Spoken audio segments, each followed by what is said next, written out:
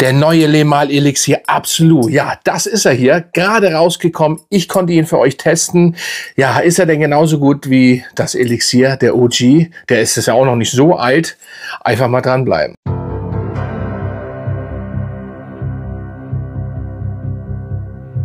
Freunde, schön, dass ihr wieder dabei seid. Mein Name ist Dennis aus Hamburg, a.k.a. Fragrance Talk. So.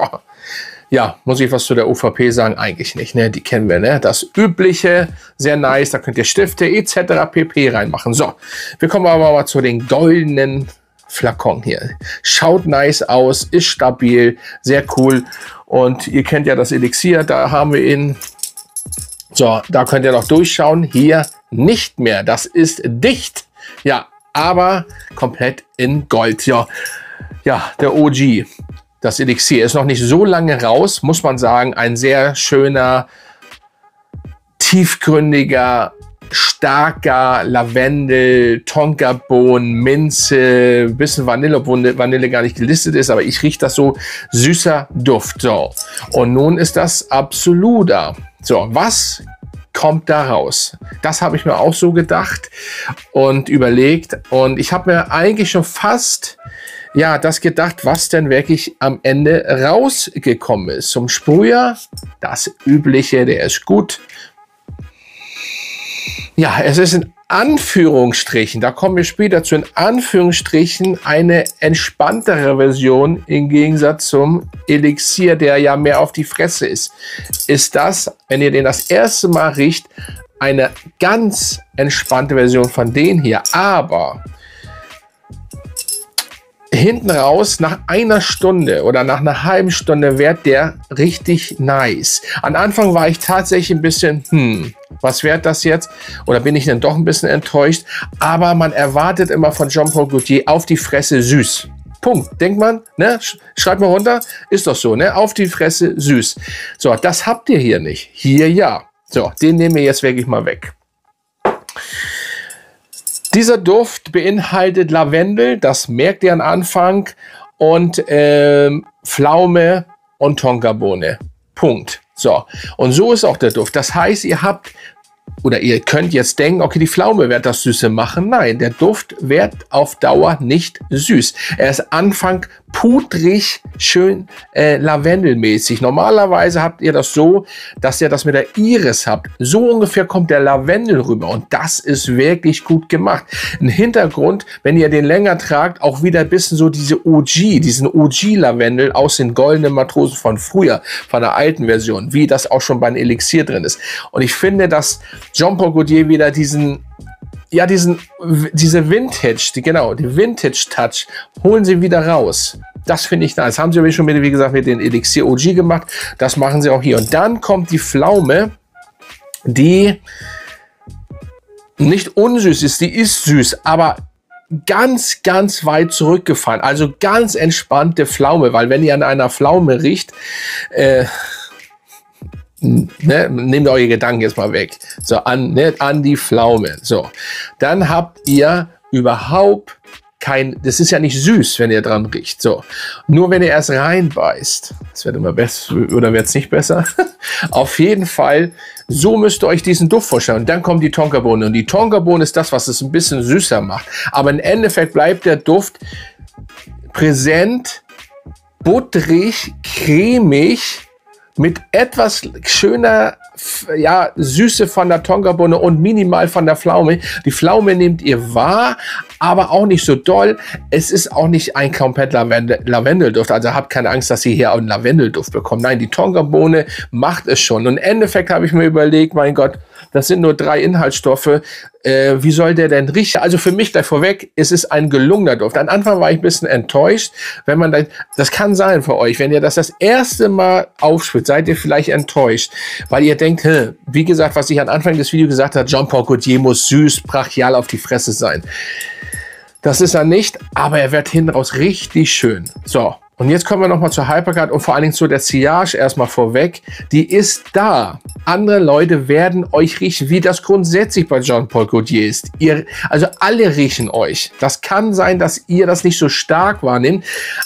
aus dem Flakon, ich habe erst die Probe getestet, weil, das finde ich gut, dass das Jean-Paul Gaultier macht. Der ist ja direkt von Jean-Paul Gaultier, weil, das hatte ich am Anfang gesagt, nicht gesagt, sorry, das ist nur exklusiv auf der Jean-Paul Gaultier-Seite. So, gleich für die Leute, die das wieder unterschreiben, wo gibt's den? Nur bei Jean-Paul Gaultier. Die Frage ist natürlich, wie lange. Ich hoffe, Sie bleiben auch dabei, weil dann ist es auch exklusiv. Es bringt nicht, wenn das nachher ein halben Jahr auf einmal überall steht, das macht keinen Sinn. Aber der Punkt ist, dass, ich nehme das jetzt mal ab ganz kurz, der Punkt ist, dass, wo wollte ich jetzt eigentlich drauf hinaus, Mann, er schon gut ausstrahlt, genau, da waren wir es ja, er strahlt wirklich gut aus. Das heißt, andere nehmen ihn noch mehr wahr. Aber oder die meisten erwarten von Jean-Paul Gaultier, dass das einfach ein Monstrum ist. Das ist im Endeffekt auch ein Monstrum. Die aktuelle Le Male-Version, das Original. So, in den blauen Matrosen. Jeder sagt, der ist nicht stark. Ich habe den auch und ich rieche den lang, oder nach 20 Minuten rieche ich den schon nicht mehr. Jedes Mal, wenn einer den draußen trägt, und das ist der, ich habe auch schon mal nachgefragt, das steht im Raum, der steht einfach im Raum und die anderen nehmt ihr ja noch wahr oder sogar mehr wahr. So, und dann könnt ihr euch vorstellen, wie das für andere ist, die keine Düfte zu Hause haben oder eben nur einen Duft haben. Das ist brachial stark und deswegen ist auch der stark. So, Einsatzbereitschaft, würde ich mal sagen, der Duft ist für Frühling, Sommer tatsächlich eventuell auch und eigentlich fürs ganze Jahr. Während das Elixier, ich sage ja immer, tragt wann ihr wollt was. Aber wenn man das jetzt aufteilt, ist eher mehr für Winter, Herbst so, ne? Und das ist fürs ganze Jahr. Also passt auch im Büro das kann man machen. Gefällt mir. Hyperkite, ich habe den gestern bekommen. Ich mache das jetzt ja heute Morgen.